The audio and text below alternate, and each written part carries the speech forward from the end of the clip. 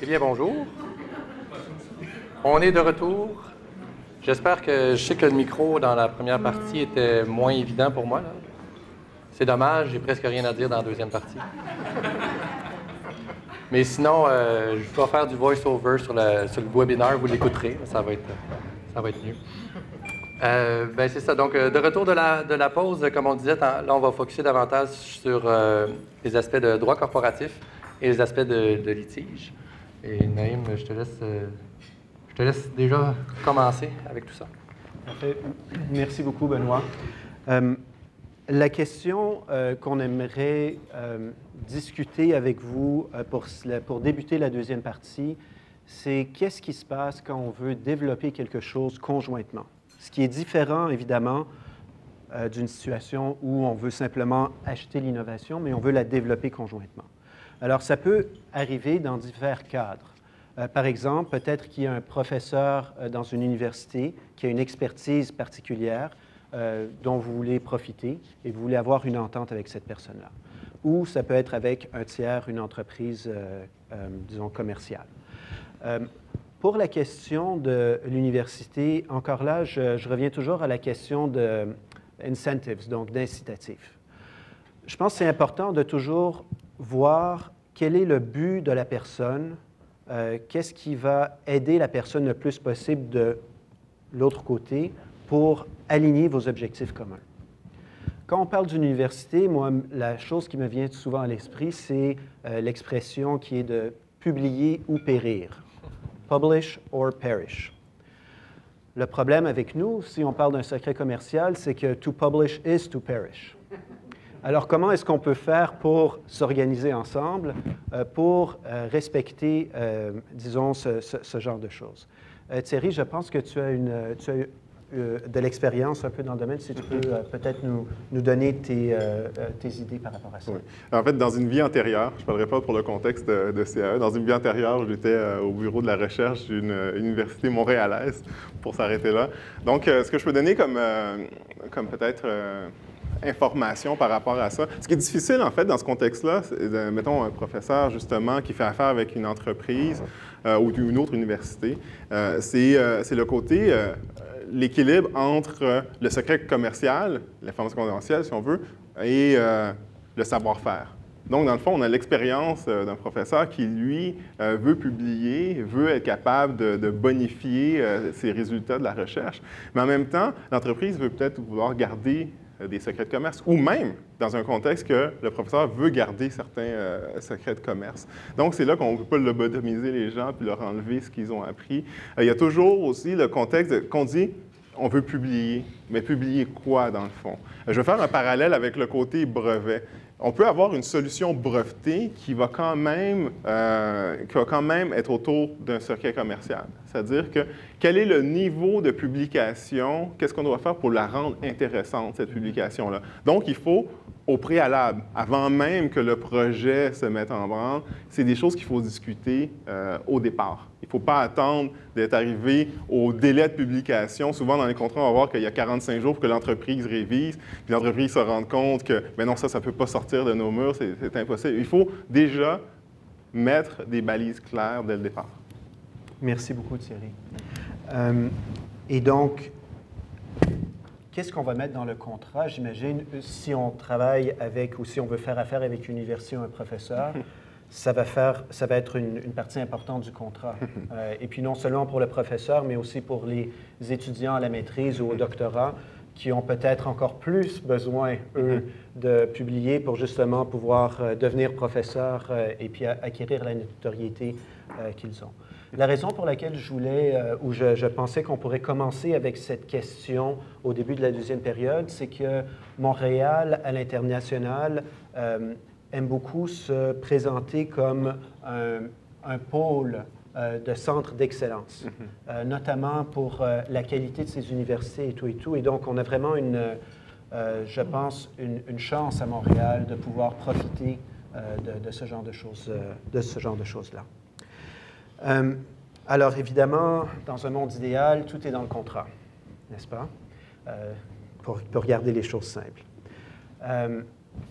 La question qui peut, disons, avoir lieu, c'est très souvent, puis ça, j'ai déjà entendu ça de mon côté quand on faisait des négociations avec des universités, c'était pas avec Thierry, où les gens disent, on va simplifier les choses, on va tout détenir conjointement.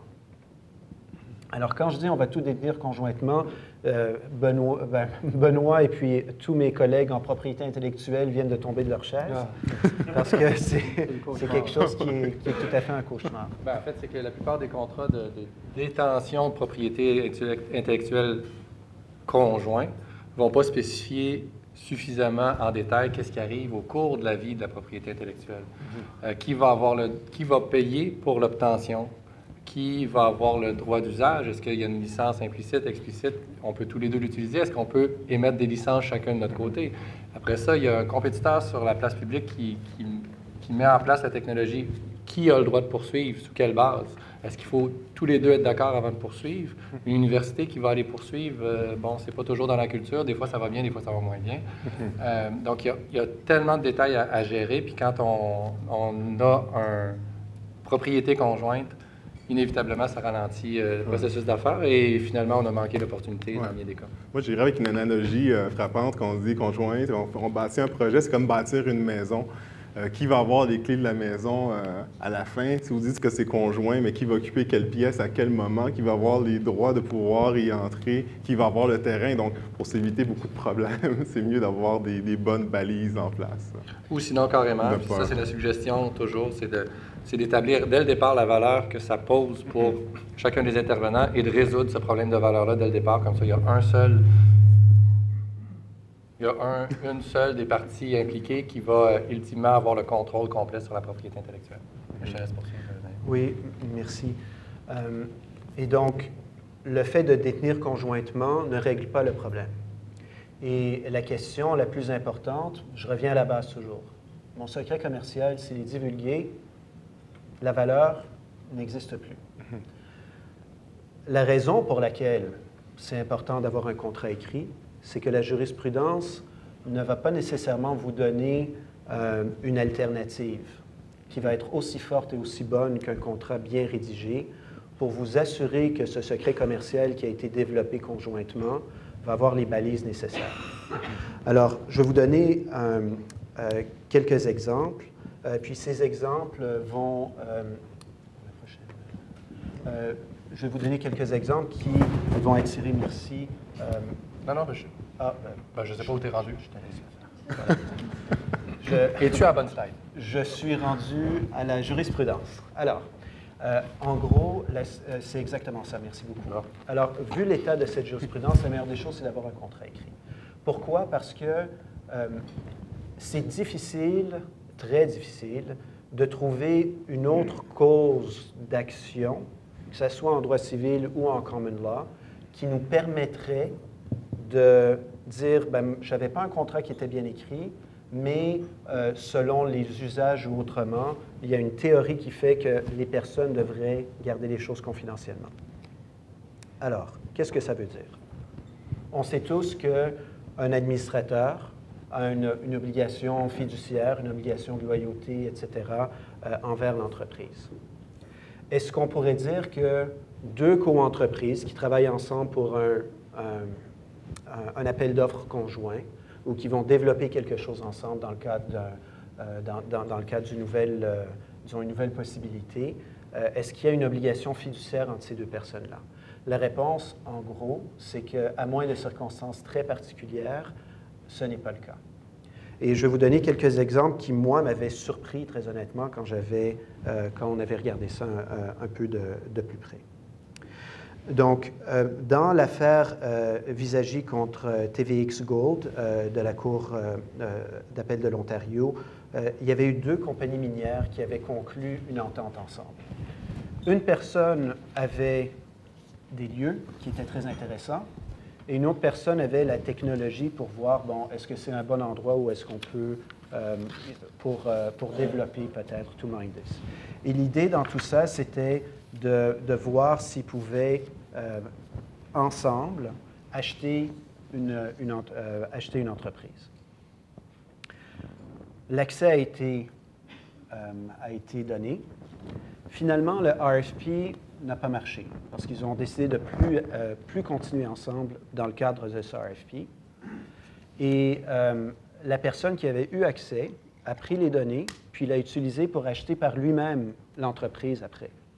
Alors évidemment, la personne, il y a un des deux qui n'était pas content et qui a poursuivi en disant qu'il y avait effectivement peut-être une question d'obligation fiduciaire et la Cour d'appel de l'Ontario avait trouvé qu'effectivement, il n'y en avait pas, en fait, dans ce cas-là, et que c'était uniquement régi par les dispositions du contrat.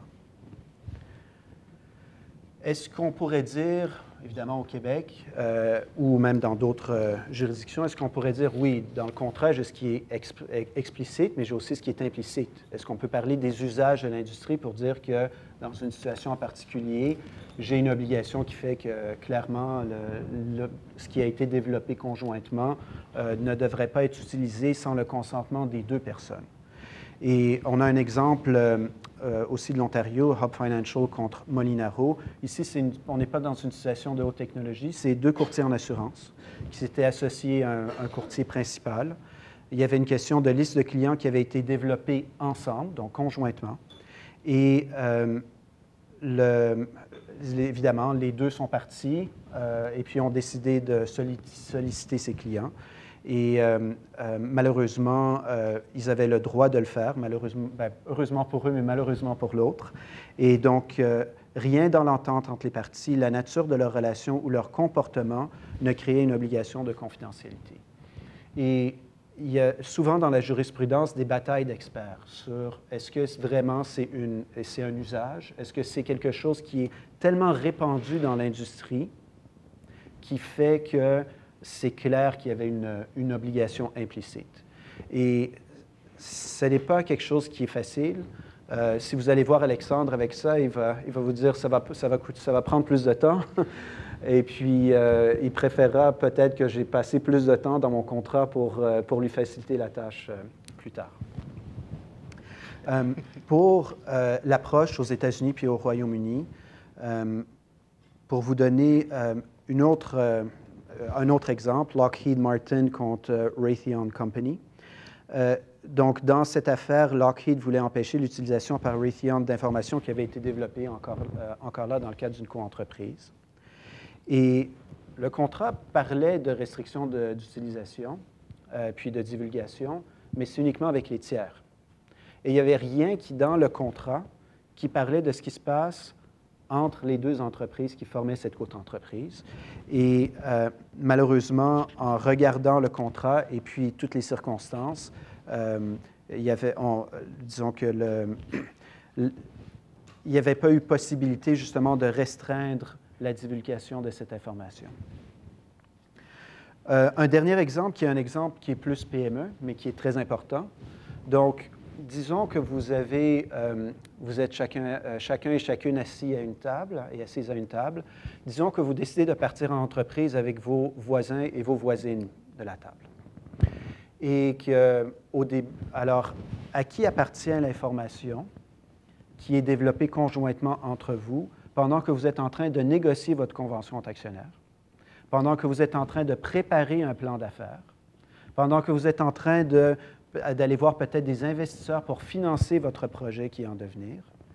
Et dans cette situation-là, ce qui s'était passé, c'est qu'une personne avait été écartée, cette personne-là n'était pas contente et avait dit « Vous n'avez pas le droit d'utiliser l'information qu'on a développée conjointement parce que ça m'appartient aussi. » Et ici, la question des usages était différente.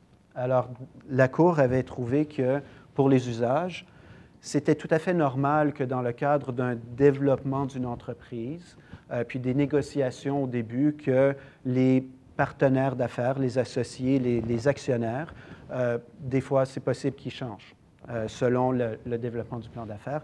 Et donc, il avait été écarté de l'affaire complètement. Pour peut-être passer à un prochain point, qui est la question de financement. At the end of the day, you're trying to make money. On essaye tous, évidemment, de pouvoir faire des profits quand on est en entreprise. Est-ce possible, si j'ai un secret commercial, de le faire financer? Parce que si je ne suis pas capable de le faire, évidemment, ça va me limiter, me monoter beaucoup dans le développement des affaires que je veux faire. Alors, au point de vue du Québec, selon la cause que vous voyez à l'écran, donc Collège d'enseignement général et professionnel de Trois-Rivières contre Leblanc et Lefrançois, la question est en fait devenue une question philosophique assez importante. Parce qu'on essaye d'être pratique, mais il faut toujours, évidemment, garder le côté qui est peut-être un peu plus académique ou juridique, théorique. Est-ce qu'un secret commercial ou une information confidentielle, c'est de la propriété? Ou bien c'est simplement le droit à un usage? Et est-ce que le deuxième alinéa de l'article 2680 permet, qui parle uniquement des brevets, à titre d'exemple de ce qui peut être hypothéqué, mis en hypothèque, est-ce que ça a pour effet d'écarter le secret commercial? Ce que la Cour a déterminé, c'est qu'elle a décidé de ne pas aller trop dans tout ce qui était, disons, philosophique, et a dit que de toute façon, un secret commercial peut être sujet d'hypothèque. Ça peut être l'objet d'une hypothèque.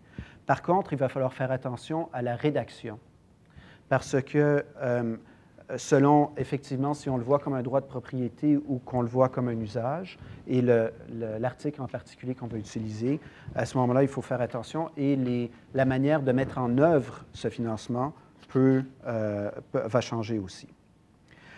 Il y a aussi des considérations qui sont similaires aux États-Unis, aussi en Ontario. Tout ça pour dire que les détails sont très importants quand on parle de financement. J'ai une question par rapport à ça. Dans le domaine de côté brevet, on a le patent valuation. C'est-à-dire qu'on peut estimer quelle est la valeur d'un brevet à un moment donné. On fait une photo, mettons, le contrat va durer 5 ans, voici sa valeur, ou on veut l'hypothéquer comme tel. Est-ce qu'il y a des dispositions similaires au niveau des secrets commerciaux? Est-ce que c'est possible de déterminer une valeur d'un secret commercial? Bien, c'est une question qui est très difficile, mais c'est une question qui est très importante. Parce qu'évidemment, on ne veut pas donner accès au secret commercial, n'est-ce pas, à un tiers pour faire cette évaluation. Bien, si on le fait, il faut faire très attention à qui on va faire affaire. Dans la jurisprudence de ce qu'on a vu, très souvent, une approche qui est utilisée, puis je m'excuse de l'anglicisme, mais c'est de le dire en anglais, c'est de but-for approach. C'est-à-dire que si le secret commercial n'existait pas, si ce n'était pas un secret, comment est-ce que la personne pourrait procéder? C'est-à-dire, est-ce que j'ai besoin de 6 mois avec 10 personnes ou uniquement 2 si c'est Benoît et Thierry qui s'en occupent? Ou est-ce que c'est quelque chose qui est beaucoup plus compliqué? Et sur cette base-là, ça fait partie de tout ça. Maintenant, je vous parle de manière très générale, mais quand José et Alexandre vont parler des dommages, on parlait de credible threat un peu plus tôt, n'est-ce pas? Donc, qu'est-ce qu'on peut aller chercher? Ça, j'ai bien hâte, en fait, d'entendre José et Alexandre sur ce point-là. On parle de considération lors aussi de l'achat d'une entreprise. Si on veut acheter une entreprise qui a un secret commercial, à quoi est-ce qu'il faut penser? Évidemment, il y a la vérification diligente des contrats. Et encore là, je reviens sur ce dont on a parlé au début, n'est-ce pas? Est-ce que toutes les politiques internes sont en place? Est-ce que pour la technologie et pour les gens, tout ça, c'est en place? Parce que sinon, on peut acheter quelque chose dont la valeur est beaucoup moindre que ce qu'on croyait. Est-ce que j'ai des représentations et garanties très fermes sur le fait que ces secrets commerciaux n'ont jamais été divulgués, etc., etc. Puis je vais un peu plus vite. Maintenant, évidemment, une des choses qui est très importante quand on parle des gens, c'est une clause de non-concurrence. Donc, on a dit en première partie qu'un NDA, une entente de confidentialité, ce n'est pas du tout la même chose qu'une clause de non-concurrence. José va parler un peu plus de la distinction pour les clauses de non-concurrence. Je vais simplement dire ici que quand on est dans le cadre d'un achat d'entreprise, c'est bien important de faire la distinction entre la non-concurrence parce que je vends l'entreprise versus la non-concurrence à titre d'employé qui pourrait continuer. Parce que la flexibilité qui est permise par les tribunaux, et vous serez très surpris de l'entendre, beaucoup plus large, où il y a beaucoup plus de souplesse dans le cadre d'un achat d'entreprise que dans le cadre des employés. Du point de vue du vendeur, alors, vous avez une entreprise, vous êtes très fier de votre entreprise, vous l'avez bâtie sur la base d'un secret commercial, vous avez décidé votre stratégie, c'est un secret commercial, ou peut-être vous êtes en train de l'évaluer, est-ce que je vais rester en secret commercial ou pas? Votre horizon, c'est de vendre cette entreprise dans les 2 à 3 ans, dans les 4 à 5 ans. Quel est l'impact d'avoir choisi comme stratégie le secret commercial sur la valeur de l'entreprise quand vous la vendez? Il y a en fait des études économiques sur le sujet. Et d'un côté, disons que tout dépend de la situation. Alors, selon cette étude économique, si vous êtes dans un cadre où il y a une grande mobilité des employés, avoir un secret commercial qui est effectivement bien gardé, bien ficelé avec tout ce qu'on a entendu, va vous donner une valeur qui est accrue. Et donc, c'est une bonne chose par rapport à ne pas avoir un secret commercial ou ne pas avoir, disons, pris le temps de faire ce que vous deviez faire. D'un autre côté, si vous êtes dans une industrie où c'est beaucoup plus difficile d'évaluer la vraie valeur d'une entreprise. So there's a high risk of uncertainty in value. À ce moment-là, un acheteur potentiel va en fait se détourner d'une entreprise qui a choisi le secret commercial parce que il n'y a pas autre chose qui permet de le rassurer ou de la rassurer sur la valeur de l'entreprise. Et donc, je pense que quand vous parliez plutôt d'une stratégie hybride, où il y a une partie qui est secret commercial, une partie qui est brevet, c'est peut-être une possibilité de vous laisser le plus de possibilités possibles quand vous allez éventuellement à la vente de l'entreprise. C'est important aussi, dans le cadre de vente de l'entreprise, de penser à la divulgation. Alors, très rapidement, ce n'est pas parce qu'on a signé une entente de confidentialité que le lendemain, on devrait tout divulguer, n'est-ce pas? J'ai été impliqué de la dernière acquisition dans laquelle j'ai été impliqué très récemment. Je peux vous dire qu'il était 11h35 le soir avant que le vendeur, on ajustait pour l'acheteur, avant que le vendeur ait finalement décidé de divulguer des informations financières très stratégiques sur l'entreprise. Et c'était uniquement une fois que tout le reste était ficelé.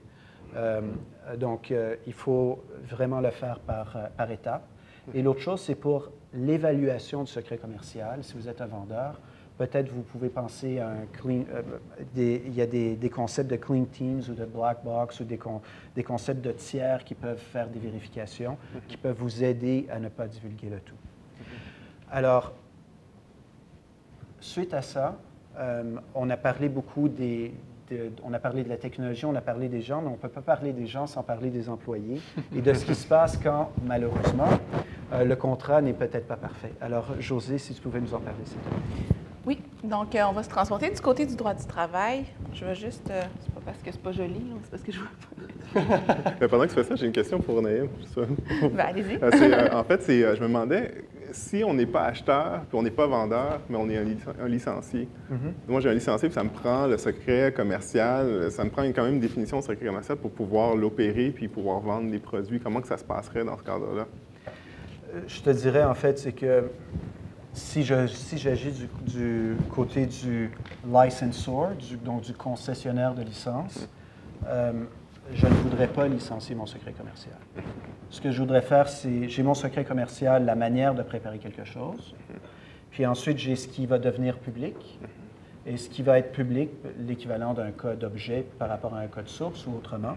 Et donc, c'est ça que j'aimerais licencier, mais je ne voudrais absolument pas divulguer à un licencié le secret commercial. C'est disons, la recommandation que je ferais par rapport à ça. Tout à fait d'accord. Voilà, donc faire une distinction entre l'interne et puis l'externe. OK, voilà. Tout à fait d'accord. Excuse-moi. c'est pas un problème du tout.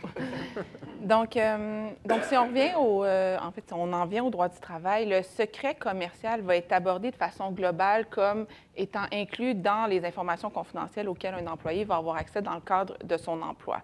Donc, la distinction entre secret commercial et information confidentielle, elle est faite parfois, mais souvent, on va traiter en fait ces informations-là comme un tout et on va regarder en fait si l'employé a contrevenu à ses obligations envers son employeur. Donc, Thierry et Benoît en ont parlé tout à l'heure, mais contrairement à ce que les employeurs aimeraient, ce n'est pas toutes les informations qui portent sur l'entreprise qui vont être considérées comme confidentielles.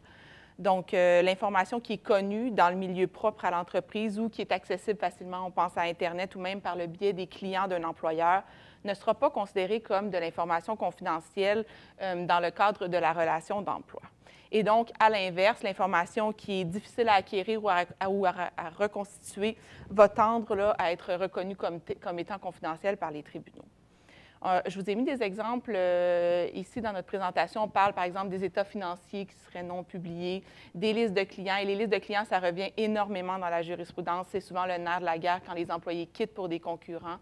Les stratégies de mise en marché ou tous les mémos internes qui parlent des développements futurs ou des plans d'expansion de l'entreprise.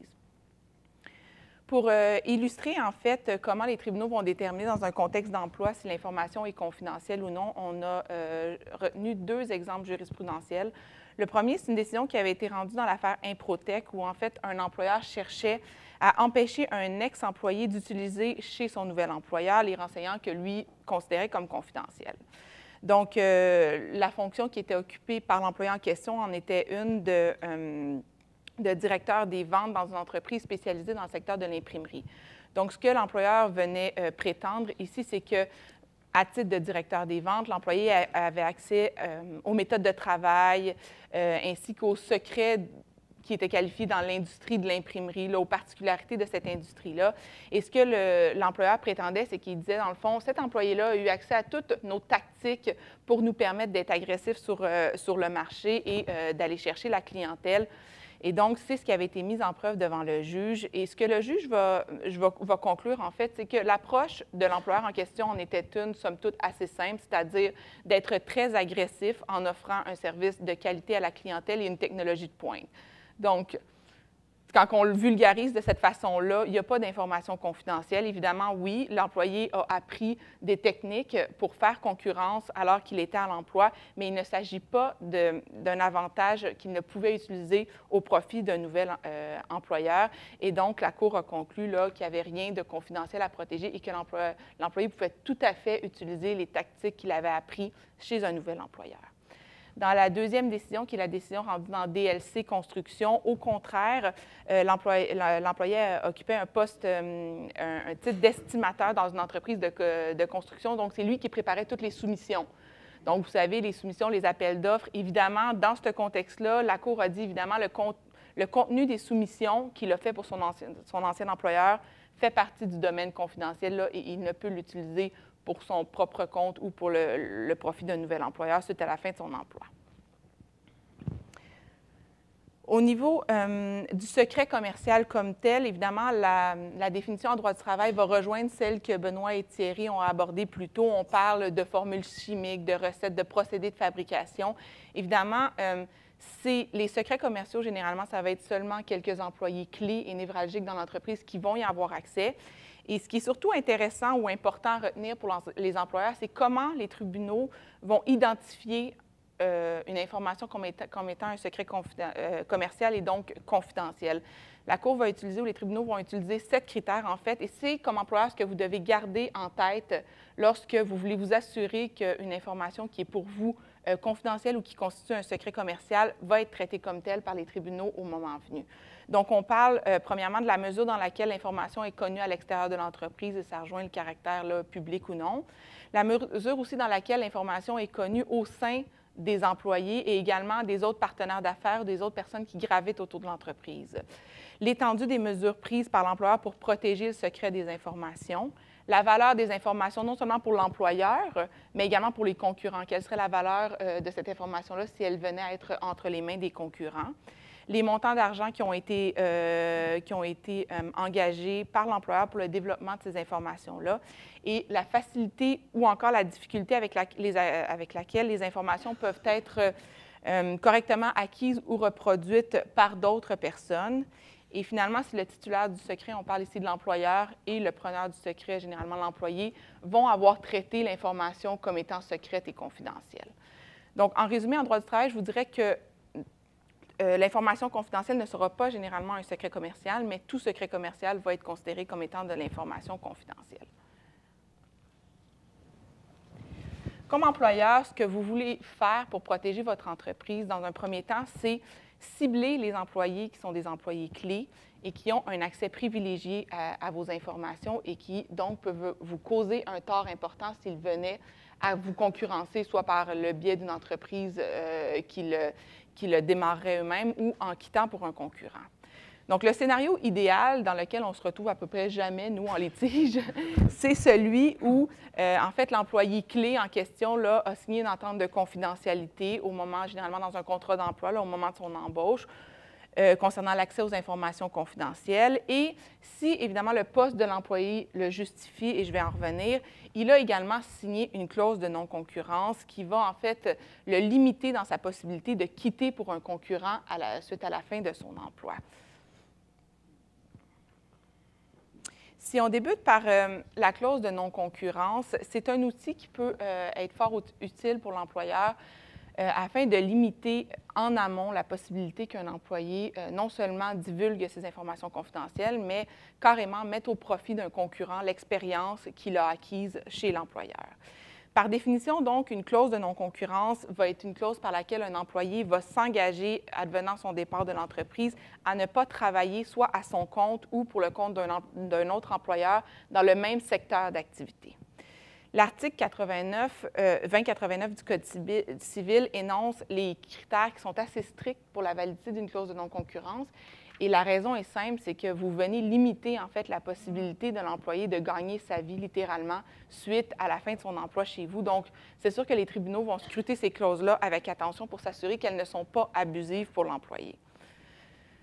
Les critères, je les ai repris. En fait, la clause doit s'insérer premièrement dans un contrat écrit, donc on ne pourrait pas parler d'une entente verbale, même si plusieurs ou la majorité des contrats d'emploi sont simplement verbaux. On ne pourra pas avoir de clause restrictive d'emploi dans un contrat comme celui-là. L'engagement de l'employé à ne pas concurrencer doit être exprès, donc c'est-à-dire que les termes utilisés doivent être clairs.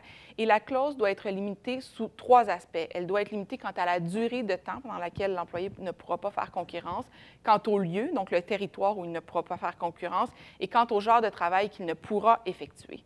Et même lorsque ces 3 critères-là sont rencontrés, il y a un critère additionnel qui s'ajoute, qui est le critère de la raisonnabilité. C'est donc dire que même si vous avez les meilleurs avocats en ville qui vous ont rédigé la meilleure clause possible, si à sa face même, le poste qu'occupait l'employé au sein de votre entreprise ne justifiait pas l'imposition ou la conclusion d'une clause de non-concurrence, parce que le tort que peut vous causer cet employé-là est somme toute assez minime, eh bien, sur ce seul aspect-là, il est possible que votre clause tombe devant les tribunaux et que vous ne puissiez pas vous en prévaloir. Donc, les tribunaux, lorsqu'ils sont saisis de la validité des clauses de non-concurrence, doivent mettre en fait 2 enjeux en perspective, soit la protection des intérêts commerciaux d'un employeur, ce qui est pour l'employeur le plus important, et évidemment le droit de l'employé qui est quasiment fondamental, là, de travailler, de gagner sa vie et d'être mobile également sur le marché du travail. Si un seul des critères que je vous ai mentionnés plus tôt n'est pas rencontré, ou si la Cour juge, généralement, ce sont des critères qui vont être jugés trop larges. Par exemple, si vous avez indiqué comme territoire le monde entier, évidemment, ce qui va arriver, c'est que la clause au complet va tomber. Donc, elle est réputée non écrite, inexistante, et on ne peut pas, même si on l'inscrit dans le contrat, là, on le voit souvent, les contrats vont autoriser le juge à intervenir et à réduire la clause de façon à la rendre applicable. Les juges n'ont pas l'autorité de le faire, donc ça ne sert à rien de l'écrire. Vous êtes mieux de vous limiter vous-même, d'être plus restrictif que ce que vous pourriez peut-être faire, mais au moins de vous assurer que votre clause, le moment venu, va être applicable. pour illustrer ces critères-là, j'ai retenu une décision que je trouvais intéressante, qui est la décision rendue dans la compagnie à numéro et Forget. En fait, la compagnie à numéro, c'est l'entreprise RONA qu'on connaît bien. Donc, RONA, dans cette décision-là, avait tenté de faire respecter une clause de non-concurrence qui avait été signée par son directeur des ventes, qui avait ensuite décidé de quitter pour Matériaux Bonhomme, là, qui est un concurrent direct, on pourrait dire, de RONA. Donc, suite à la démission du salarié, RONA a institué un recours afin de faire respecter la clause. Et juste pour que vous puissiez vraiment apprécier les critères, ce que prévoyait la clause, c'est dans un premier temps que l'employé ne pouvait pas participer de quelque façon que ce soit à toute entreprise concurrente à RONA, et ça sur tout le territoire de la province de l'Ontario et du Québec, et pendant une période de 12 mois suivant la cessation de son emploi. À la lumière des critères de l'article 2089, je pense que vous vous en douterez, là, la clause a été jugée comme étant déraisonnable, premièrement au niveau de la limite dans le temps. Je vous dirais que de façon générale, les clauses qui sont de 12 mois ou moins vont être légales et applicables. Le problème dans ce cas-ci, c'est que monsieur avait un contrat à durée déterminée de 18 mois. Donc, évidemment, ça change un petit peu la perspective quand on engage un employé pour 18 mois, mais après, on le limite dans la possibilité de gagner sa vie pour 12 mois. Donc, juste à ce niveau-là, la Cour a jugé ça déraisonnable. Au-delà de la durée, il y avait également la question de la limite territoriale. On parle de la province au complet du Québec et de l'Ontario, ce qui veut donc dire que monsieur, qui a, avant d'arriver chez RONA, quand même développé des habiletés comme vendeur et des aptitudes, ne peut pas les utiliser à moins de déménager dans un lieu assez éloigné. Ici, ce que la Cour, en fait, la preuve va démontrer, c'est que la succursale où travaillait monsieur desservait une clientèle qui se situait à peu près à 100 km autour de la succursale. Donc, il n'y avait pas de motif, et c'est l'analyse que vous devriez faire comme employeur en amont. Il n'y avait pas de motif de limiter le salarié au-delà de ces périmètres-là, parce qu'au-delà, il n'y avait pas d'intérêt légitime à protéger pour l'employeur. Et finalement, quant au genre de travail, je vous l'ai dit, la clause empêchait monsieur de travailler à quelque titre que ce soit dans une entreprise concurrente. Donc, monsieur n'aurait pas pu laver les vitres chez Matériaux Bonhomme, c'était contre sa clause de non-concurrence. Donc, à ce niveau-là, également, la Cour a dit non, non, vous auriez dû indiquer qu'il ne pourra occuper un poste dans le domaine des ventes, mais vous ne pouvez pas l'empêcher s'il a envie d'avoir un poste de concierge chez le concurrent, il pourra très bien le faire sans contrevenir à ses obligations. Et donc, dans ce dossier-là, la Cour a jugé que le droit fondamental de l'ancien employé de travailler et de gagner sa vie devait l'emporter. Et un mot pour vous dire que les clauses de non-concurrente ont aussi des limites intrinsèques qui sont prévues au Code civil, c'est-à-dire que vous ne pourrez vous en prévaloir que si l'employé démissionne ou si vous mettez fin à l'emploi pour un motif sérieux, ce qu'on appelle généralement le congédiement pour cause. Oui. Juste question, qu'est-ce qu'il y en est des software as a service où est-ce que la clientèle normalement est mondiale puis on a des gens qui travaillent pour des compagnies dont les compétiteurs sont mondiaux? C'est une des exceptions où on peut aller beaucoup plus large il y en a des clauses, là, je pense à une affaire IBM notamment, là, où le territoire qui était, je pense, pas loin de la planète entière, honnêtement, là, avait été jugé comme valide, étant donné le secteur très, très, très particulier. Mais encore une fois, c'est l'analyse que vous devez être en mesure de faire en amont. Posez-vous la question comme employeur, dans un domaine comme celui-là, vous êtes capable de le justifier au moment où vous concluez l'entente. Mais lorsqu'on parle vraiment d'un emploi plus dans une succursale ou quelque chose comme ça, évidemment, vous allez devoir regarder où la clientèle est. Généralement, la clientèle, ça arrive, là, mais ne se situe pas partout au Canada ou partout aux États-Unis au Canada. Mais c'est vrai qu'il y a une exception importante à ce niveau-là, qui est reconnue d'ailleurs par la jurisprudence. Donc, en plus d'une clause de non-concurrence ou si une clause de non-concurrence ne s'avère pas justifiée à la lumière du poste qui est occupé par l'employé, vous avez également la possibilité, comme employeur, de prévoir une clause de confidentialité ou qu'on appelle de non-divulgation. Elles sont généralement incluses dans des contrats d'emploi là, qui vont prévoir les différentes conditions de travail de l'employé.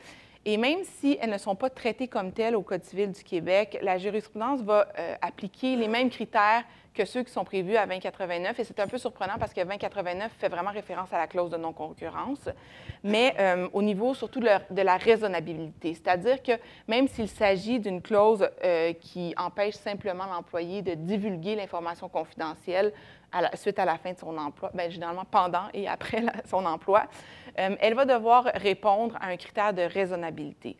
Et donc, la décision que j'ai mise En illustration, c'est une décision où, justement, la Cour est venue invalider une clause qui prévoyait que l'employé, suite à son emploi, pour toujours et même après sa mort, ne pourra jamais dévoiler l'information mise à sa disposition.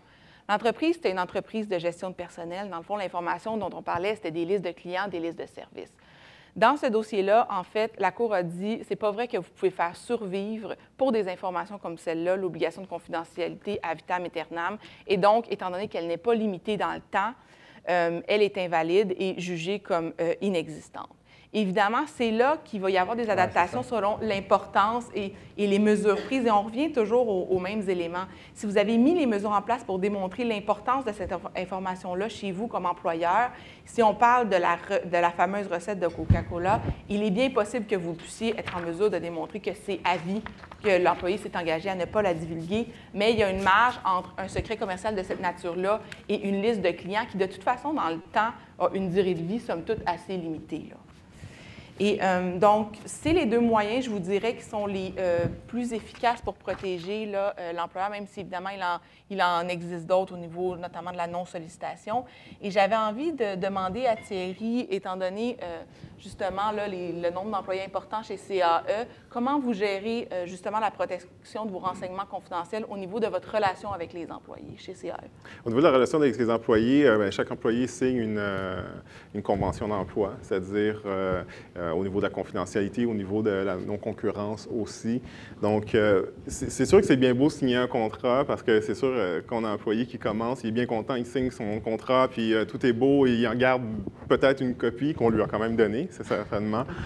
Mais une chose qui est importante à faire, c'est, on parlait plutôt de la formation continue puis de mettre l'employé au centre de tout ça. Donc, nous, c'est la formation. On continue, on leur dit, voici ce à quoi vous avez affaire, donc l'information confidentielle ou des secrets commerciaux.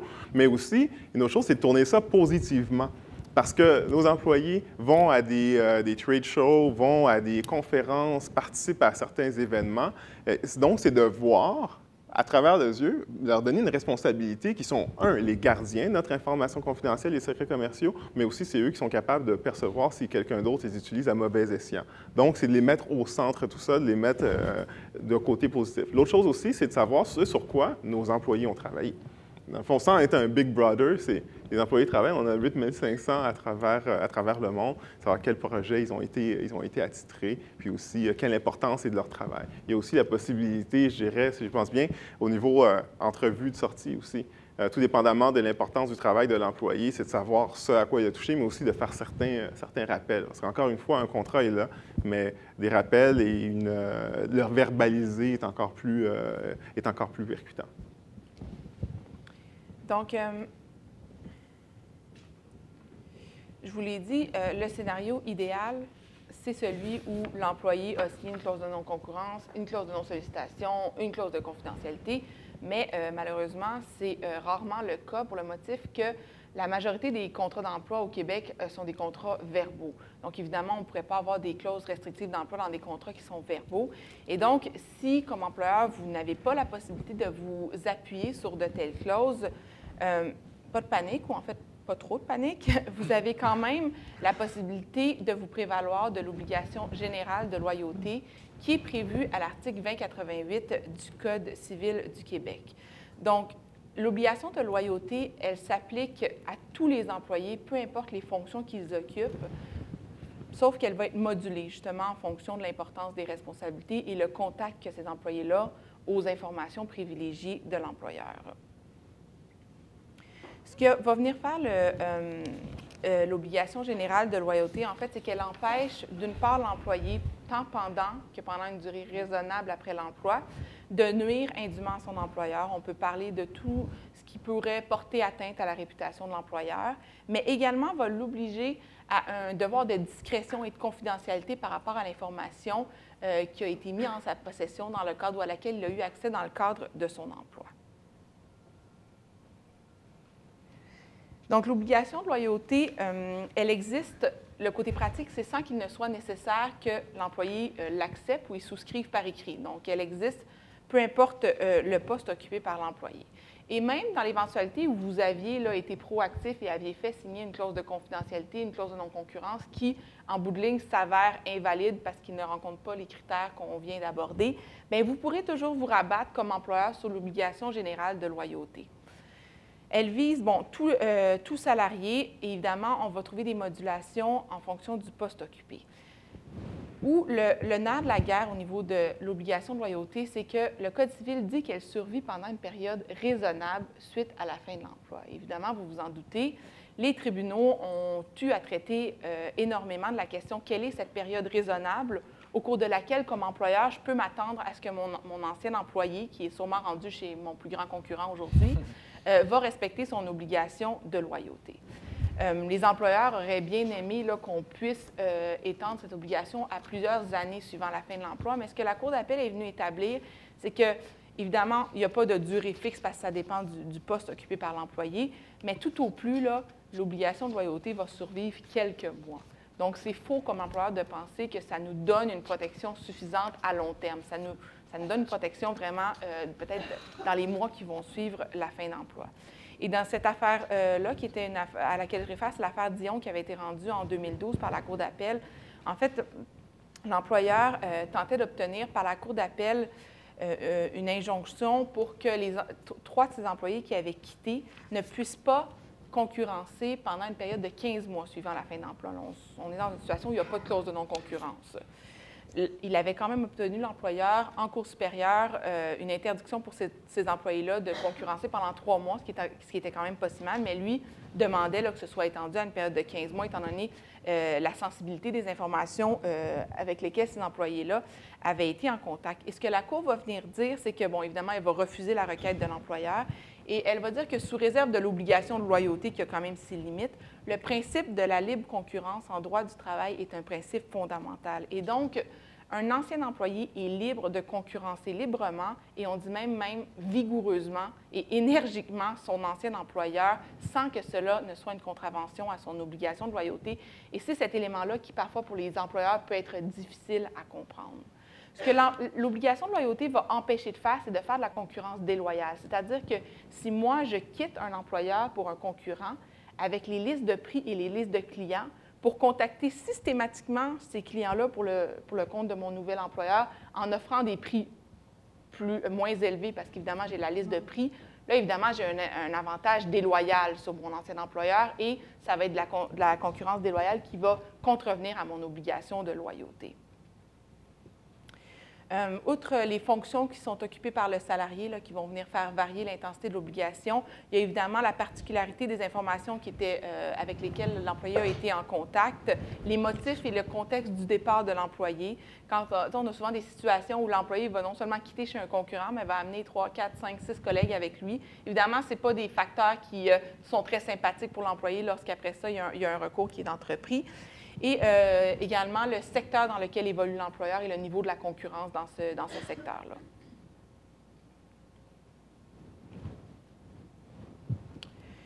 La difficulté avec l'obligation de loyauté, c'est que l'employeur va rencontrer souvent des difficultés à démontrer le non-respect de l'obligation de loyauté par un ancien employé parce qu'il va avoir le fardeau de preuve, un petit peu comme l'obligation de bonne foi où on suppose que les gens sont de bonne foi. Ici, on suppose ou on prend pour acquis que l'employé est loyal et donc c'est à vous, comme employeur, de démontrer qu'il est déloyal.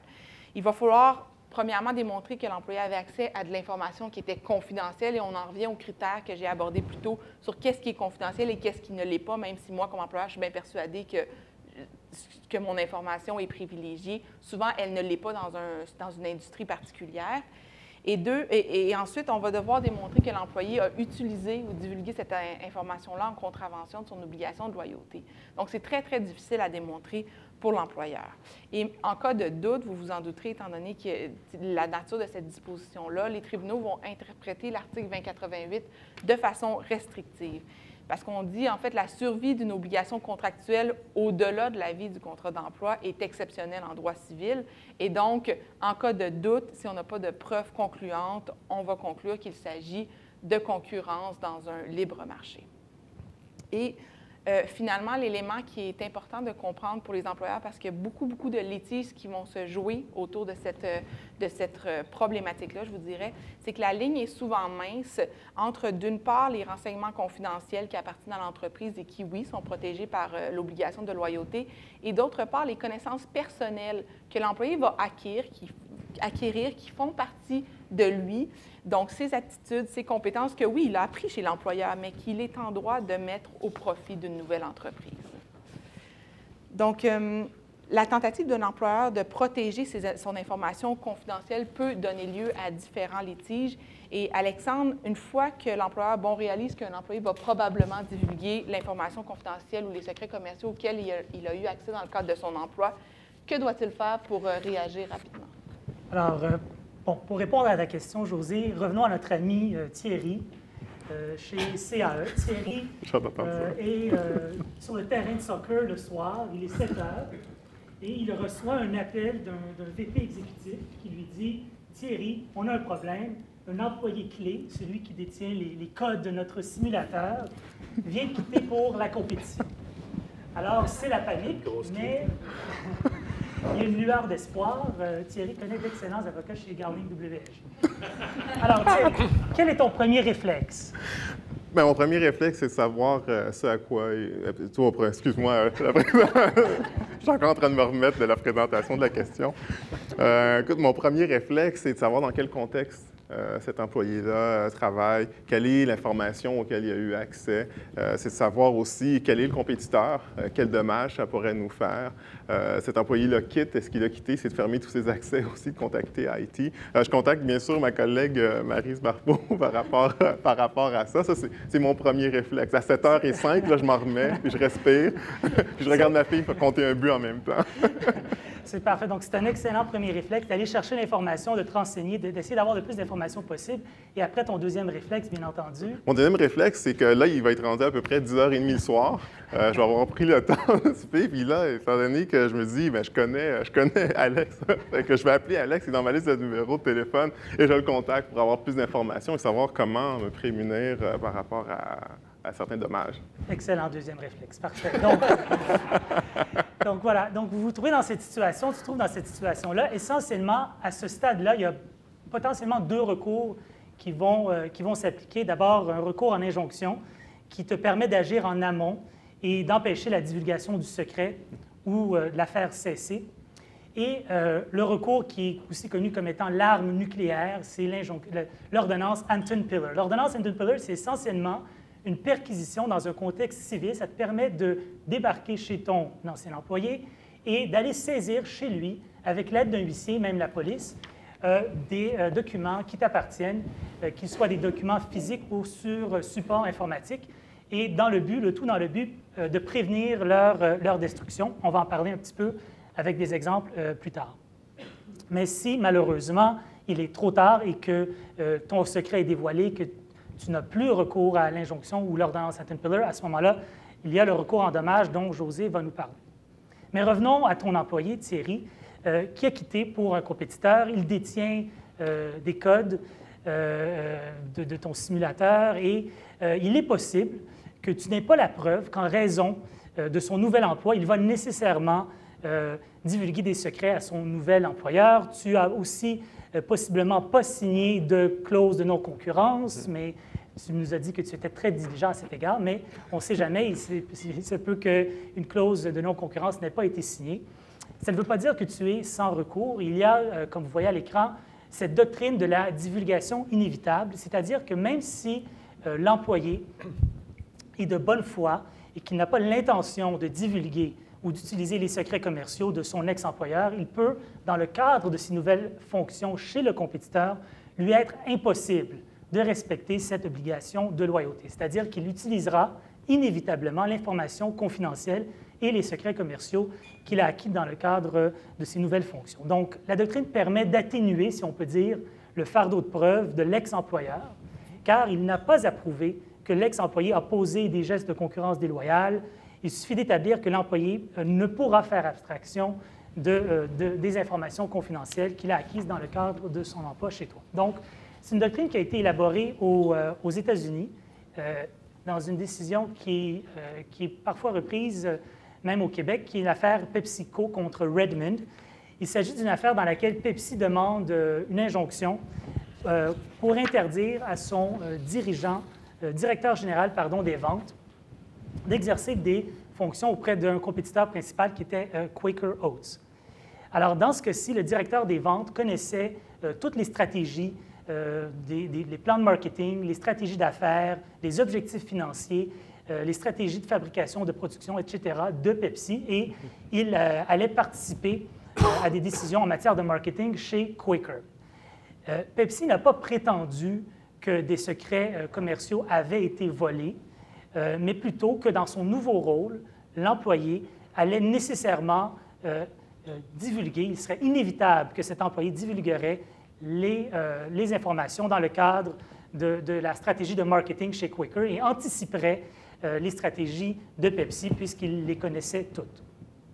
Donc, ce qui est intéressant, c'est que l'employé qui avait quitté Pepsi, qui était rendu chez Quaker, avait signé une entente de confidentialité chez Quaker qui lui interdisait essentiellement de divulguer tout renseignement confidentiel appartenant à Pepsi.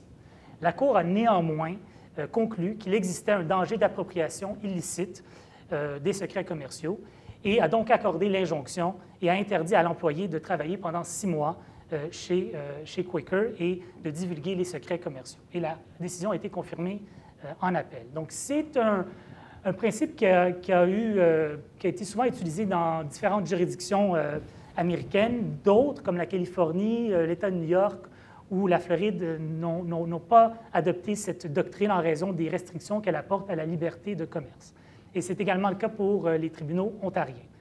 Mais donc, c'est important de retenir que dans l'application de cette doctrine, il y a des intérêts importants qui s'opposent.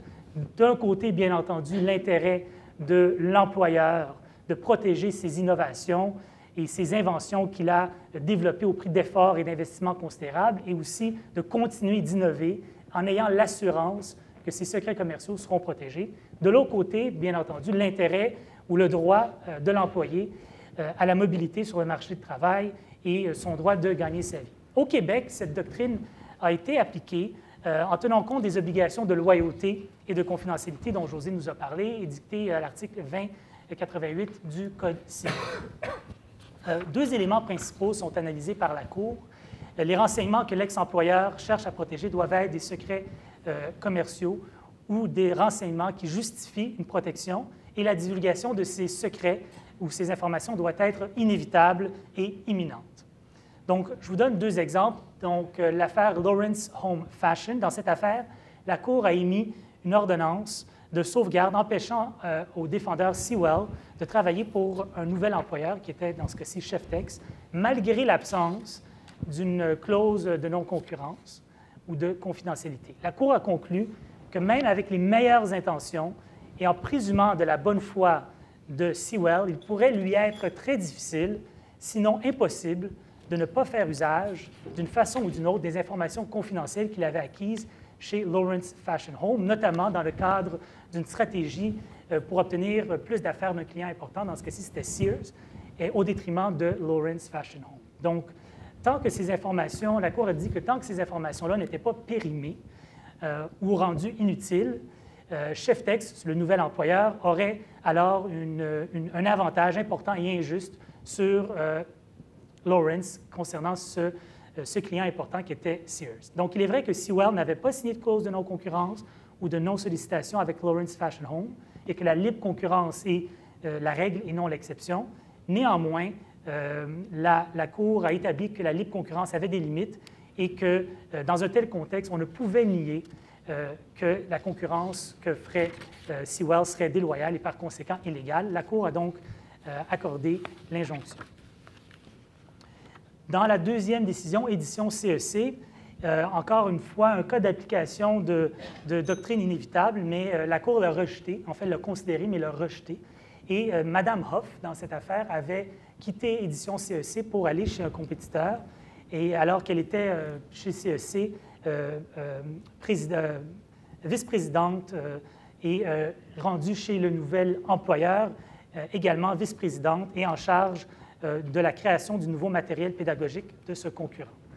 Donc, CEC a fait valoir que le fait de travailler sur ce projet, ce nouveau matériel pédagogique, entraînerait inévitablement l'utilisation ou la divulgation de l'information confidentielle qu'elle aurait obtenue dans le cadre de son emploi précédent. Ainsi, elle violerait sans doute son engagement de confidentialité, son obligation de loyauté. Donc, elle n'avait pas signé d'entente de non-concurrence, mais la Cour considère la doctrine de la divulgation inévitable et souligne qu'il faut démontrer la présence de 4 conditions essentiellement: que l'ex-employé a fait preuve de mauvaise foi ou de conduite répréhensible, de secrets commerciaux qui doivent être protégés, que l'ex-employé occupe un poste similaire chez le nouvel employeur et que le nouvel employeur et l'ancien employé sont des concurrents.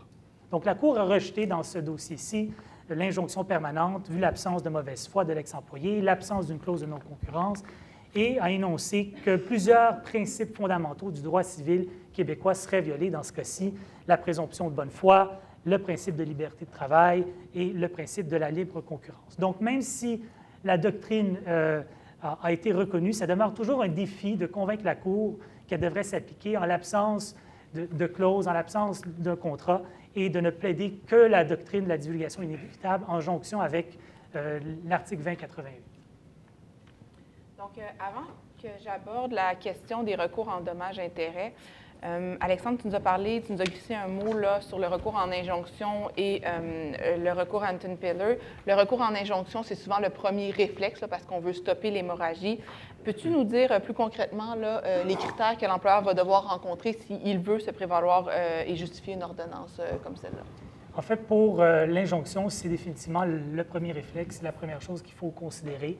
Et il faut, dans l'évaluation, de décider si ou non prendre un recours en injonction, étudier les critères que vous connaissez sans doute. L'apparence de droit, premièrement. Si vous avez une clause de non-concurrence, évidemment, ça va être beaucoup plus facile d'établir une apparence de droit. Ceci étant dit, même en l'absence d'une clause, avec les dispositions légales, on peut faire la preuve d'une apparence de droit, donc démontrer un droit clair. Le préjudice sérieux, c'est-à-dire qui est sérieux ou irréparable, qui ne peut être compensé en dommages, c'est assez facile de l'établir, c'est-à-dire dans un cas d'injonction comme ça, où convaincre la Cour que le secret, une fois divulgué, va causer un préjudice sérieux parce qu'on ne peut pas revenir en arrière, on ne peut pas compenser monétairement.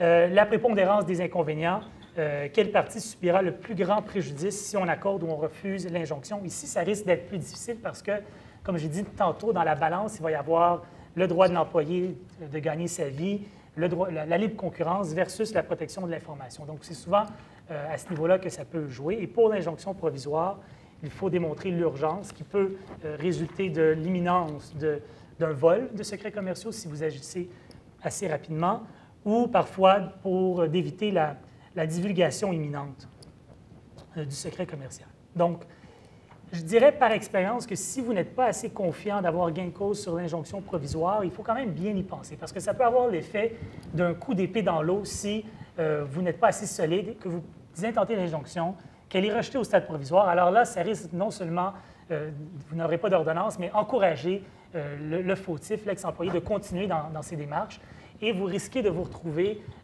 plusieurs mois plus tard, car là, une fois que la provisoire n'est pas accordée, les délais reliés au processus judiciaire peuvent faire en sorte que vous ne vous retrouverez pas devant la Cour à nouveau avant quelques mois. Et pendant ce temps-là, la divulgation se sera faite et le dommage sera fait. Et donc, ce sera plus un recours en dommage que vous allez pouvoir considérer. Donc, c'est important pour l'injonction d'être bien armé, d'avoir bien étudié les critères et d'avoir, je dirais, essentiellement les bons conseils et remplir tous les critères. Et ça, je vous donne dans les exemples jurisprudentiels 2 exemples. Le premier, Deschaines et Fils. C'est une affaire dans laquelle la salariée avait travaillé pendant 22 ans, comme le salarié avait travaillé pendant 22 ans comme directeur du service à la clientèle chez la demanderesse. Et il a quitté la demanderesse pour se joindre à une entreprise concurrente à titre de directeur des ventes.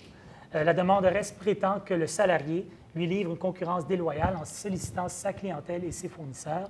Et la Cour a été donc appelée à considérer l'application de la divulgation inévitable, mais ne l'a pas retenue. Mais par ailleurs, quant à la prépondérance des inconvénients, la Cour a jugé qu'elle favorisait l'ex-employé parce qu'il avait le droit de gagner sa vie. Donc, la Cour a décidé qu'en l'absence d'une clause de non-concurrence, le simple fait pour un employé de solliciter la clientèle de son ex-employeur ne constituait pas en soi une concurrence déloyale. Donc, la Cour a rejeté la demande en injonction dans cette affaire qui visait à empêcher l'ex-employé de solliciter la clientèle de son ancien employeur. Mais la Cour a néanmoins émis une ordonnance interdisant à l'ex-employé d'utiliser les informations confidentielles appartenant à son ex-employeur. Donc, ce n'était pas peine perdue dans cette affaire.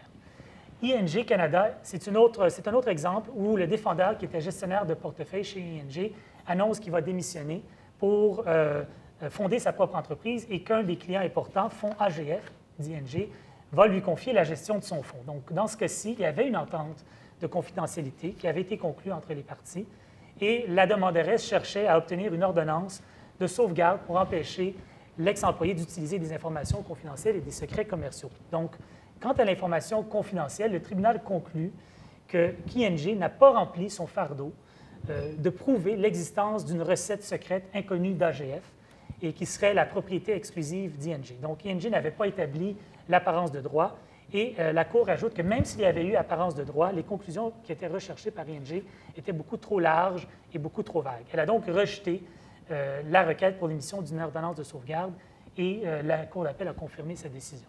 Excuse-moi, Alex, mais penses-tu que si la documentation entourant le secret commercial avait été peut-être de meilleure qualité ou plus formelle, ça aurait pu avoir une incidence sur la décision? Définitivement, je pense que c'est toujours...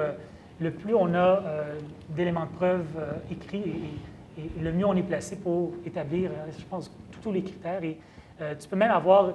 Si tu n'as pas une clause de non-concurrence, c'est dommage, mais tu peux quand même avoir une clause de confidentialité des renseignements qui va établir quels sont les renseignements confidentiels, qui va vraiment définir et faciliter le travail du juge. Et je peux vous dire, pour l'avoir fait avec une clause, c'est beaucoup plus facile parce que le juge, sur une provisoire, tout ce qu'il doit décider, c'est, bon, qu'est-ce que je fais?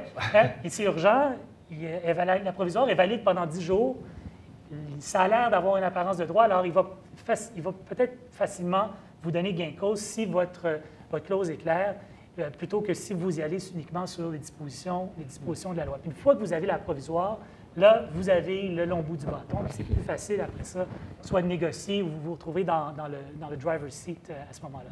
Mais d'expérience, moi, dans tous les cas où j'ai présenté des injonctions avec une clause, j'ai réussi à avoir la provisoire. Okay. Sans la clause, là, ça devient beaucoup plus difficile de faire sa cause.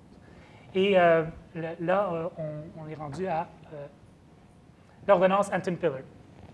En fait, c'est connu comme l'arme nucléaire des recours parce que c'est une mesure qui tient à la fois de la saisie et de l'injonction.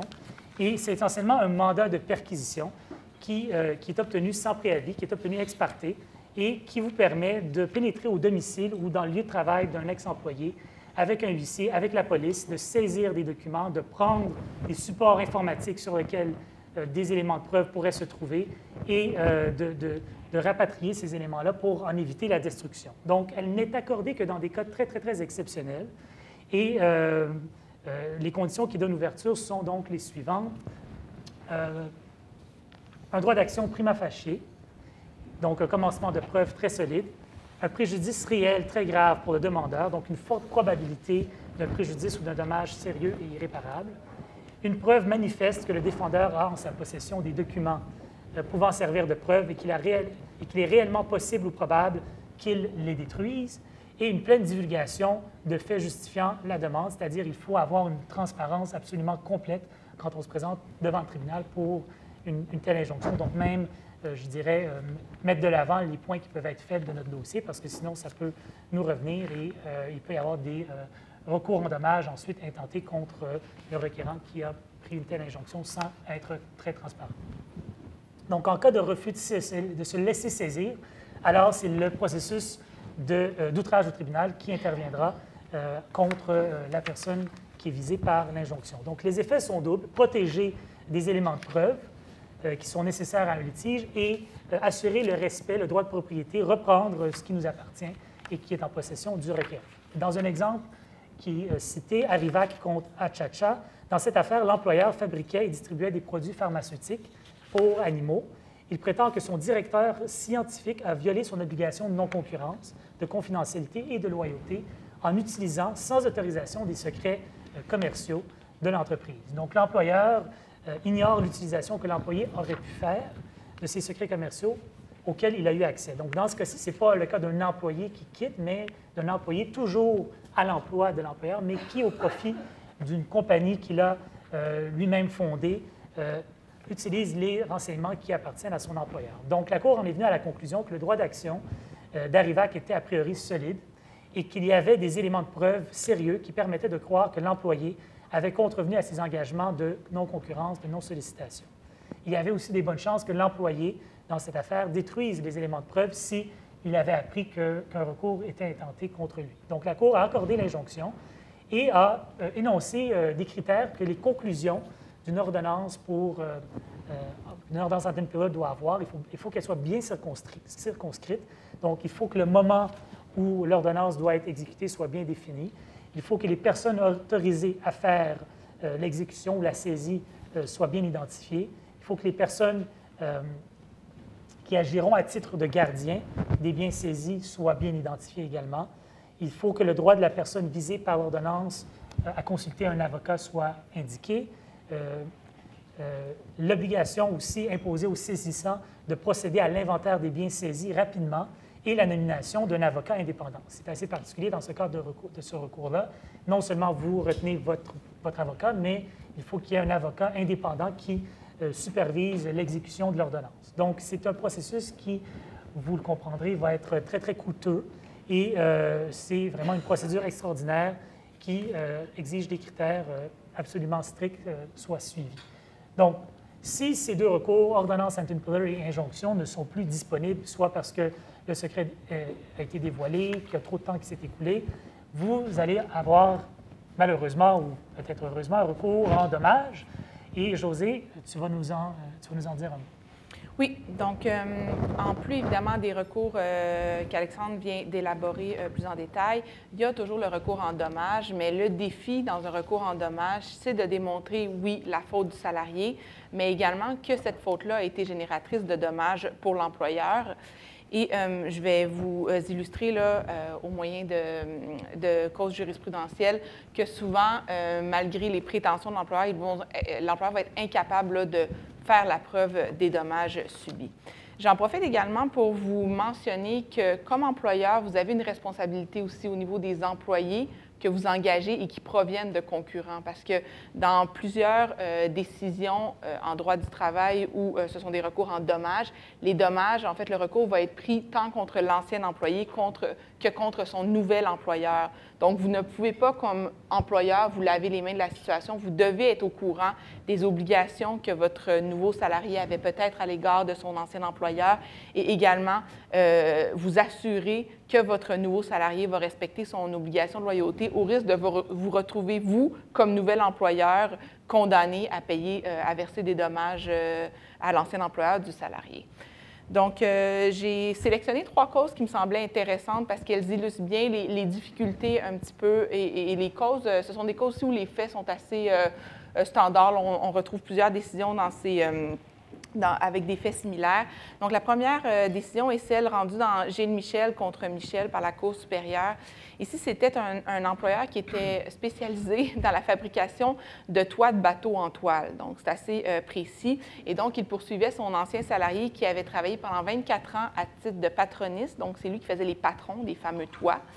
Et également de directeur de la production. Donc, on s'entend que ce salarié-là avait un accès privilégié à toute la fabrication, en fait, du produit vendu par l'employeur.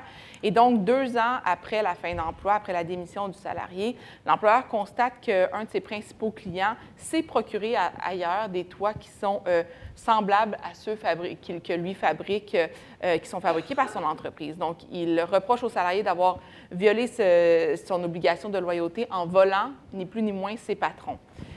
Il n'y avait pas de clause de non-concurrence dans ce dossier-là, pas de clause de confidentialité et les patrons en tant que tels n'étaient pas protégés d'aucune façon que ce soit là, par l'enregistrement d'un brevet ou autre. Donc, la Cour, dans cette décision-là, a rejeté la demande de l'employeur.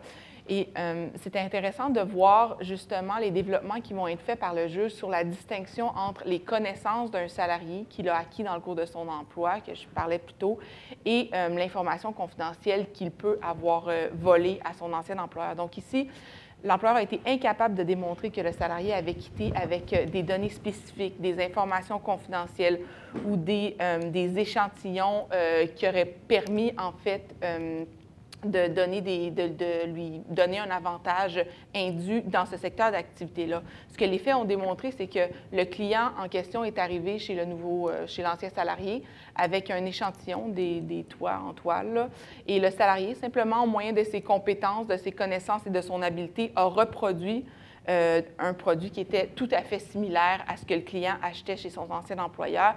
Et ce que la Cour va venir dire, en fait, c'est que n'importe qui, avec un peu de génie, là, j'exagère, aurait pu, là, en ayant quelques habiletés et compétences dans ce domaine-là, reproduire l'échantillon que le client lui avait apporté et que donc, pour ce motif-là, il n'y avait pas de violation à l'obligation de loyauté. Mais vous comprenez que pour l'employeur, il ne fait aucun doute que les connaissances de cet employé-là, il les a développées comme patroniste et comme directeur de la production, mais évidemment, il a le droit de les utiliser au profit d'un nouvel employeur ou à son propre profit après la fin d'emploi.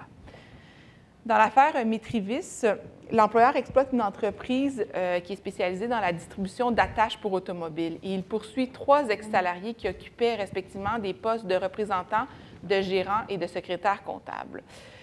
Ils ont démissionné en bloc, comme c'est souvent le cas, après avoir sollicité des employés pour quitter avec eux et créer leur propre entreprise.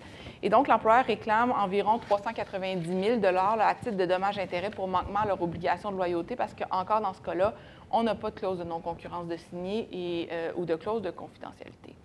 Dans ce dossier-là, la demande a été accueillie et il y avait 2 aspects. Il y a la loyauté pendant l'emploi, donc la preuve a établi que les employés, pendant qu'ils étaient rémunérés par leur employeur, ont développé une entreprise et monté une entreprise concurrentielle, ce qui, on s'entend, est en contravention flagrante avec leur obligation de loyauté. Ils avaient également négligé certains clients et incité des employés à venir travailler pour la nouvelle entreprise. Donc, cet aspect-là a été démontré assez facilement. Suivant la fin d'emploi, la Cour a conclu également que les employés avaient manqué à leur obligation de loyauté parce que même s'il n'y avait pas de clause de non-concurrence, donc qu'ils pouvaient concurrencer, ils devaient le faire de façon loyale. Et ici, dans un délai d'1 mois suivant la fin de leur emploi, ils ont contacté systématiquement tous les clients de leur ancien employeur par le biais de communication personnalisée. On ne parle pas là, de marketing de masse, on parle vraiment de communication ciblée. Ils ont dépouillé l'employeur d'employés clés. Et clairement, les stratégies des 3 employés visaient à affaiblir l'employeur auprès de sa clientèle et à obtenir sa clientèle. Et donc, ce que la Cour est venue dire, c'est que oui, c'est possible de faire concurrence à votre ancien employeur, mais vous devez le faire au moyen de procédés honnêtes. Et dans ce cas-ci, la Cour a jugé que les procédés utilisés étaient à l'encontre des principes de la bonne foi. Là où le bas blesse, c'est que les montants réclamés étaient de 390 000 $ et ce qui a été octroyé en bout de ligne, c'est 40 000 $ à l'employeur, plus un 10 000 $ pour troubles et inconvénients. Donc, ça rejoint un petit peu le défi qu'on mentionnait plus tôt de dire démontrer les dommages subis, le lien de causalité direct, de dire que si je n'avais pas la faute de cet employé-là, son obligation de loyauté, je n'aurais pas subi ces dommages-là. Moi, comme employeur, c'est très, très difficile de le démontrer. La dernière décision que j'ai retenue, c'en est une qui a été rendue le mois dernier dans l'affaire RedTech contre Leblanc. Dans cette décision-là, l'employeur est une entreprise qui est spécialisée dans la fabrication d'appareils de vérification télécommandés pour remorque. Donc, on est dans un créneau assez spécifique, qui poursuit un ex-employé qui était consultant en développement de produits. Dans le cadre de ses fonctions, cet ancien employé avait accès à des informations confidentielles, notamment concernant la liste des clients, des fournisseurs et des plans de conception du fameux produit qui, par ailleurs, n'était pas breveté. Donc, la demanderesse demande une injonction permanente en raison du manquement au devoir de loyauté et 180 000 $ à titre de dommage. Et le 180 000 $, comment il a été calculé par l'employeur, ça représente la baisse de son chiffre d'affaires depuis que l'ex-employé est en affaires dans le même secteur. La demande ici va être rejetée principalement, encore une fois, pour des motifs de preuve. La preuve, en fait, ne démontre pas qu'il y avait des clients qui étaient exclusifs à la demanderesse, pas plus qu'il y avait une liste confidentielle de fournisseurs ou des plans de conception avec lesquels l'employé serait parti au moment de la fin de son emploi. Il y a 2 experts qui ont été entendus pendant le procès sur les fameuses manettes de télécommande à remorque. Et ils ont conclu, en fait, que les 2 produits, oui, étaient très similaires, mais ils étaient également similaires à d'autres produits qu'on retrouve sur le marché. Et donc, en présence d'une preuve comme celle-là, ce que le juge a conclu, en fait, c'est qu'il s'agissait d'une concurrence faite dans un marché libre, parce que non seulement il y avait ces 2 produits-là, mais il y avait également plusieurs autres produits similaires qui étaient disponibles. Et le fait que l'employé ait quand même attendu 1 an avant de démarrer son entreprise dans le même secteur d'activité, là, pour la Cour, faisait pencher la balance en faveur de l'employé, en ce sens qu'après 1 an, on peut estimer que l'employé a le droit de gagner sa vie et justement utiliser l'expertise qu'il a développée. Et pour ce motif-là, étant donné l'insuffisance de la preuve, là, le recours en dommages et en injonction a été rejeté. Je vais céder la parole à Alex qui va... À Alexandre, excuse-moi.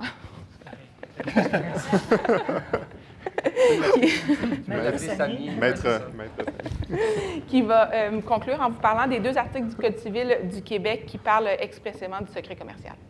En fait, effectivement, il y a 2 articles du Code civil, 1472 et 1612, qui parlent du secret commercial. 1612, d'abord, dit qu'en matière de secret commercial, la perte que subit le propriétaire du secret comprend le coût des investissements faits pour son application, sa mise au point et son exploitation, et que le gain dont il est privé peut être indemnisé sous forme de redevance. Je vous cite un exemple dans l'affaire Contrôle PC. Il s'agit d'un cas d'entente de développement conjoint dont Naïm a parlé un petit peu, où 2 parties ont uni leurs forces pour tenter de développer et vendre des boîtes noires pour automobiles. Et donc, la demanderesse a eu recours au service de la défenderesse pour la conception, la fabrication des circuits électroniques. Et il y avait un contrat entre les parties avec une clause de confidentialité. Alors, dans ce cas-ci, DP6 avait, selon la demanderesse, violé la clause et le tribunal s'est donc penché à savoir si, effectivement, les informations étaient confidentielles et en est venu à la conclusion que, compte tenu qu'il s'agissait de spécifications matérielles, de protocoles de communication, de méthodes de stockage de données, c'était effectivement des informations confidentielles et a donc invoqué l'article 1612 pour octroyer des dommages à la demanderesse. Dans ce cas-ci, les dommages étaient pas très élevés. Il s'agissait de la valeur, les sommes qu'avait payées Contrôle PC à DP6 dans le cadre du contrat, 57 000 et des dommages pour perte de gain de 42 000 1472 est intéressant parce qu'il prévoit qu'une personne peut se dégager de toute responsabilité s'il divulgue un secret commercial, si elle prouve que l'intérêt général l'emportait sur le maintien du secret.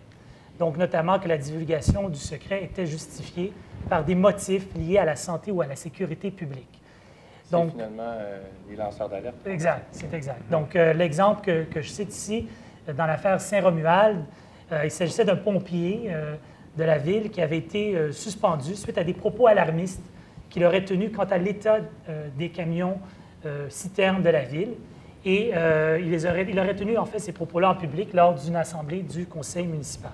La ville lui a donc reproché un manquement grave à son obligation de loyauté et le tribunal a établi que, vu le poste qu'il occupait, il avait l'information privilégiée, il connaissait la mécanique de ces camions, leur efficacité. Et donc, le tribunal a utilisé l'article 1472 pour affirmer que dans ce cas-là, la divulgation de l'état des camions citernes pouvait être justifiée pour des motifs liés à la santé et la sécurité du public.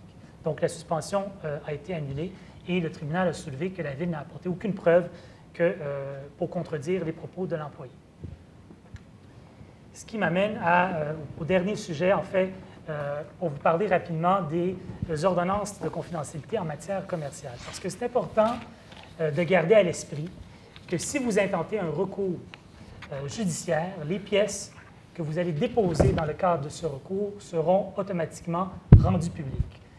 Les journalistes, le grand public a accès au dossier de cours. En fait, la publicité des débats judiciaires, c'est une pierre angulaire de notre système judiciaire. Donc, il faut toujours faire attention dans ce contexte-là, même si les tribunaux reconnaissent de plus en plus ou accordent de plus en plus des ordonnances de type for lawyers' eyes only, des ordonnances de confidentialité pour protéger des informations confidentielles. ça peut être particulièrement délicat parce que c'est à la personne qui demande cette ordonnance-là d'établir pourquoi la Cour devrait faire exception au principe général de la publicité des débats judiciaires et permettre le dépôt sous scellé des documents confidentiels que vous voulez protéger. Et ça peut être particulièrement sensible dans le cas d'un recours en dommages où, au soutien de votre recours, vous déposez un rapport d'expert. Alors, votre expert, dans le cadre de ce recours, va tout analyser. Il va regarder vos états financiers, vos listes de clients, des contrats. Il va faire son rapport avec toutes ces informations à l'appui. Vous allez vouloir donc déposer le rapport et ses annexes. Et à ce moment-là, la partie adverse, le procureur de la partie adverse, qui représente votre concurrent, va dire que pour avoir droit à une défense pleine et entière, son client, sa cliente, doit avoir accès au rapport d'expert et à tout son contenu. Et également, il va plaider la publicité des débats judiciaires pour contester une ordonnance de mise sous scellé, une ordonnance for lawyers' eyes only. Donc, ça peut devenir un débat qui va être, un enjeu qui va être définitivement très important parce que là, une fois ces informations-là divulguées, un, à votre compétiteur, deux, au grand public, ça peut vous causer un dommage important. Et donc, les tribunaux ont élaboré, la Cour suprême du Canada dans l'affaire Sierra Club a élaboré les critères qu'il faut respecter pour obtenir une telle ordonnance, et ils sont assez stricts. D'abord, l'ordonnance de confidentialité ne va être rendue que si elle doit être nécessaire pour écarter un risque sérieux pour un intérêt commercial en l'absence d'autres options raisonnables pour écarter ce risque. Et le risque doit être réel et menacer gravement l'intérêt commercial invoqué, mais en plus, il doit transcender les parties et se définir comme en termes d'intérêt public à la confidentialité. Donc, il faut également établir que les effets bénéfiques de l'ordonnance, y compris ses effets sur le droit des justiciables à un procès équitable, vont l'emporter sur les effets préjudiciables, y compris les effets sur la liberté d'expression, qui comprend l'intérêt du public à la publicité des débats judiciaires. Donc, ces critères ont été repris à de nombreuses reprises par les tribunaux et nous rappellent que la prudence s'impose et c'est toujours bon de réfléchir si ça vaut vraiment la peine, si le recours en dommages que vous allez intenter, peut être intenté sans la preuve d'expert, sans révéler des secrets que vous ne voudriez pas révéler, et deux, si vous devez les révéler, à ce moment-là, vous préparez à toute une bataille. Et je suis présentement devant la Cour d'appel dans un dossier où on a obtenu une ordonnance de confidentialité pour un client devant la Cour supérieure. La cause a été portée en appel. Ça a demandé une permission. On a plaidé sur la permission. On a perdu la permission. Et là, on va au fond. Et ça fait plus qu'un an que le débat est pendant. Donc, la décision n'a pas encore été rendue. Donc, l'impact sur le délai et les coûts peut être assez important. Donc, une considération quand même assez importante à garder à l'esprit. Donc, ça fait le tour en quelques minutes de certains points à retenir en matière de litige. S'il y a une chose à retenir, c'est que chaque cas est un cas d'espèce. Vous l'avez vu de la jurisprudence, qu'il y a des décisions qui vont vraiment dans tous les sens. Et donc, il faut, pour cette raison-là, vraiment bien étudier son dossier, les faits de sa cause et aller chercher les bons conseils au départ pour éviter de se retrouver, avoir dépensé beaucoup d'argent et de se retrouver effectivement plusieurs mois dans un litige sans avoir eu le résultat que vous auriez souhaité. Bien, toi, en fait, Alex, tu viens de faire ta conclusion. C'est bien. C'est super. Bien, en fait, là, vous avez été avec nous pratiquement pendant 4 heures. Bien, vous auriez pu être là juste pour cette slide-là. Finalement, ça aurait été la même chose. Non, évidemment que non, mais on essaie de résumer le plus succinctement possible les choses peut-être à retenir du temps que vous avez passé ici. De mon point de vue, je mets encore l'emphase sur la culture de protection.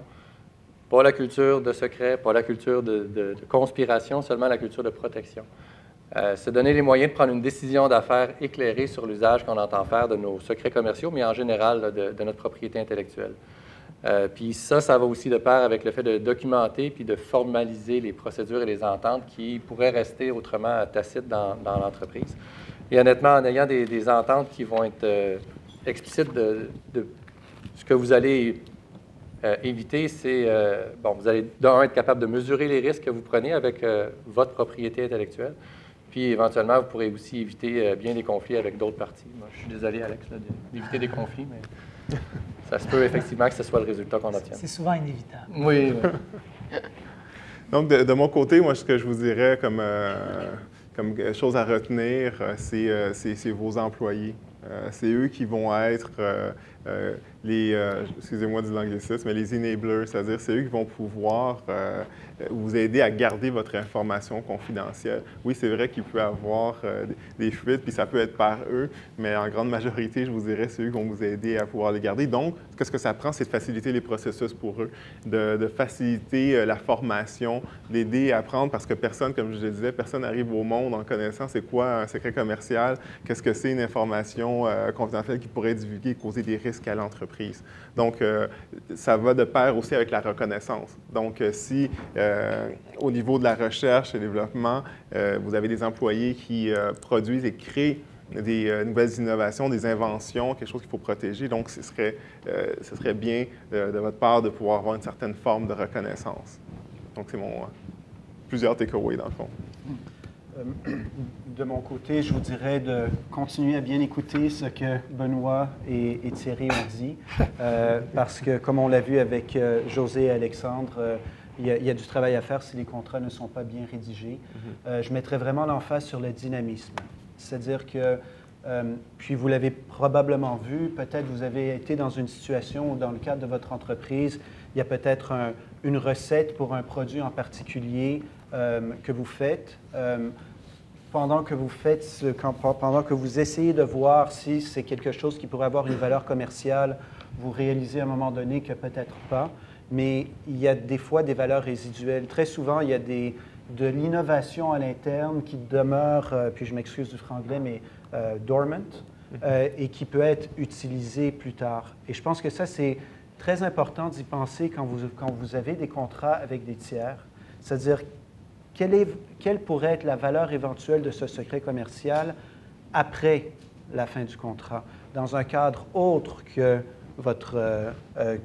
la raison pour laquelle vous êtes en communication ou en relation d'affaires avec l'autre personne.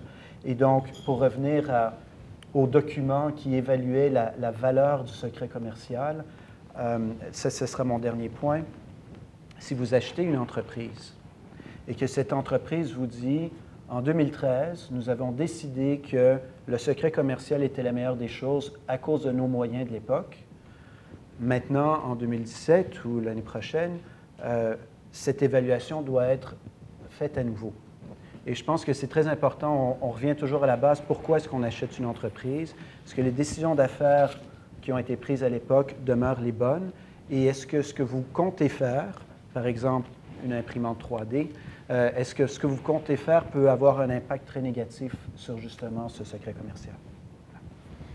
Au niveau des employés, ce que je vous dirais, c'est l'objectif de la présentation aujourd'hui, c'est pas de partir en peur puis de faire signer à tous vos employés, peu importe le poste occupé, une entente de confidentialité, de non-concurrence et un contrat d'emploi béton. Le conseil que je vous donnerais, c'est de cibler correctement les employés qui vraiment vont avoir accès aux informations que vous jugez sensibles et justement, vous êtes mieux d'avoir un contrat d'emploi pour ces employés-là qui est vraiment adapté à la situation de chacun que d'avoir les bons vieux modèles qu'on fait signer à l'embauche à tous nos salariés qui en bout de ligne, sont souvent mal adaptés lorsqu'on veut les utiliser suite à la fin d'emploi à la réalité du salarié qui a quitté pour un concurrent. Donc, c'est le conseil que je vous donnerais. Et peut-être un dernier point. Oui. Ayez le même réflexe que Thierry. Le deuxième, c'est ça? On a du temps pour des questions. Je pense qu'on a encore une dizaine de minutes comme il faut. Il est 11h43 pour ceux qui seraient sur un horaire quelconque pour la suite de la journée, là. Donc, questions, commentaires, que ce soit des questions sur le sujet qu'on a abordé ou des aspects plus généraux auxquels on vous a fait penser à travers les sujets qu'on a abordés. On était parfait? Ouais, peut-être y compris des conseils, parce oui. que vous avez... vous avez de l'expérience dans vos propres organisations aussi, évidemment. Ce qui n'est pas un secret. Bien, à ce moment-là, ce que je vous dirais, c'est que le but, c'était d'initier une réflexion ou de nourrir une réflexion que vous avez peut-être déjà. Parlez-en autour, faites en sorte que les connaissances au sujet des secrets commerciaux, de l'information confidentielle soient diffusés dans votre entreprise. Puis s'il y a lieu de formaliser certains aspects, bien, faites-le, puis utilisez les ressources autour de vous qui vous permettent de le faire le mieux possible. Merci. Donc, ça conclut à ce moment-ci la conférence. Merci. Merci.